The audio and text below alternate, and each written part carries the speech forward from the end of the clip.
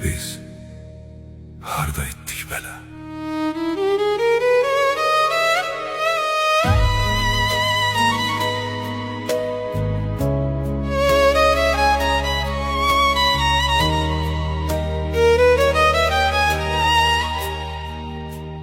Gözlerinde kalan bir keder idim, sözlerinde susan bir ses idim.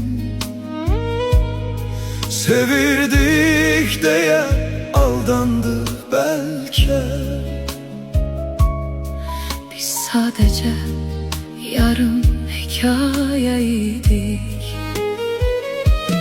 Sen gedende dünya sustu sanki. Kalbimde kış başladı birden.